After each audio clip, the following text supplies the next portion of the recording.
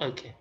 Hello, teachers and students. My name is Said Majid Husseini. Our performance task is about the effect of pressure on pressure injuries from scoop diving. It's done by me, Said Majid Husseini, and Shad Shirzad. Next slide. This is an introduction video about the scuba diving.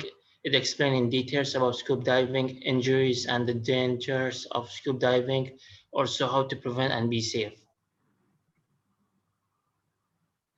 The success criteria that we're going to recover is knowing how gas law is used in scuba diving, identifying pressure injuries from scuba diving, knowing symptoms, knowing how we can prevent scuba diving.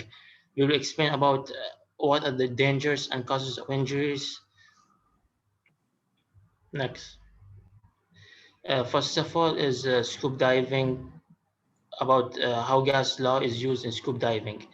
There's a rule of this law for scuba diving is as you go deep in the sea, there will be increased amount of gas dissolved in the diver blood, which will increase the blood.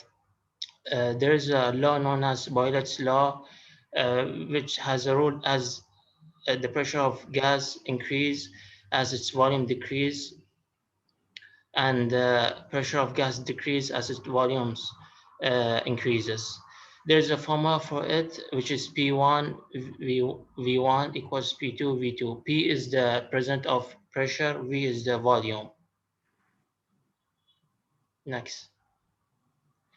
Uh, what are pressure injuries from scuba diving?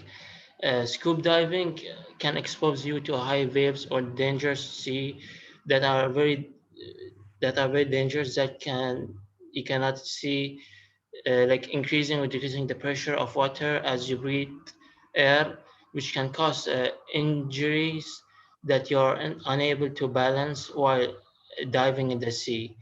There are injuries that can be caused by a pressure change, like a drop down as descent or come up ascent. Scuba diving can be very serious in some places that can cause serious injuries that lead individuals to death.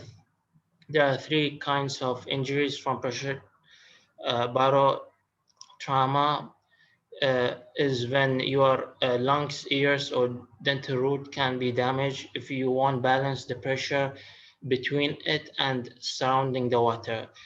Decompression sickness happen when the scuba dive ascent or comes up too quickly.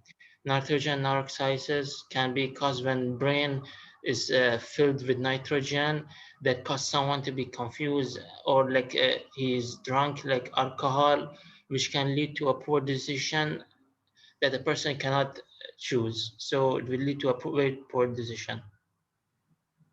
Next. There are symptoms. There are two types of symptoms for scuba diving, which is mild and severe. Mild symptoms like pain in the ears, teeth, itching, joint pain, extreme fatigue. Severe symptoms can be trouble in breathing, seeing, chest pain, losing consciousness, trouble walking, numbness, and tingling in your arms and leg. When pressure outside the ear is uh, different from the pressure in the middle ear, and the drum pressure inward, and blood expand the tissue of war on the middle ear. Next. Good morning, dear teachers and dear students. My name is Shad Shazad, and I'll be explaining my chemistry performance task term 3. As we all know, the topic is scuba diving.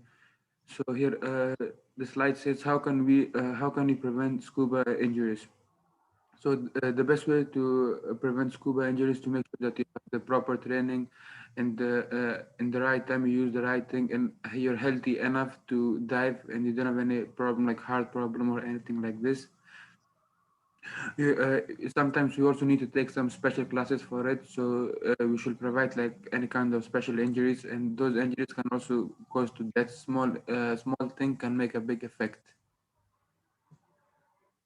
So here are the six best ways to avoid diving accidents. So the first one is to stay within the limits of your training and experience. So don't go above your limits. Just do what you can. No need to do something more risky or something better that you want to impress someone. Stay in a good physical condition. Make sure that before you go, you're properly fit. You don't have any injuries or any problem in your body. Keep your equipment in good working order. It's so basically you have to bring like the oxygen cylinder and the pipe, everything. If one thing is missing, it can cause a big injury or even can cause a death. Practice naturally. So we need to practice for it. Nothing is done easily. We need practice for it. Make sure to get sufficient rest before a dive. We need to have maximum 4 to 5 hours of rest or a sleep that our body can recover and have energy, so we can prevent the injuries. Stay hydrated and well nourished. Before we dive, we must be hydrated. Like we must drink a lot of water and be hydrated. So here the path to safety. How can we make safety scuba diving? Never dive without a buddy. Always make sure that you go with someone. It's not good to dive alone. Anything can happen underwater.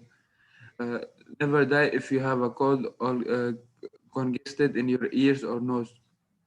So never die if you have a congested in your ears or nose, or if you have any problem in your ears or nose. The pressure can even affect your ears or nose in the water. Always plan your dive and always dive your plan. Yeah, so before you dive, you must have a plan for it. Like make sure your plan is the good plan and you don't get any injuries from that plan. Check your diving equipment to make sure it works. Always check your gas cylinder, your goggles, everything that it works properly, so you won't be in a danger situation. Do not drink or take drugs before diving. This is one of the most important rules. Do not drink any alcoholic drink or take drugs before diving. Yeah, anything can happen wrong in the water. So conclusion is here's the conclusion almost at the end. So when scuba dive in the sea, we have to be careful because there might be a problem that we face. If something wrong goes in pressure level, that causes serious injuries and leads to death. So it's very important to be careful and checking pressure level. Also, in a physical being, is important to be a healthy, able to swim. Here we have the references from where we got all this, from where we got these details, and from where we research. You can get all the websites from these links. Thank you for watching, and I hope you like our presentation. Thank you.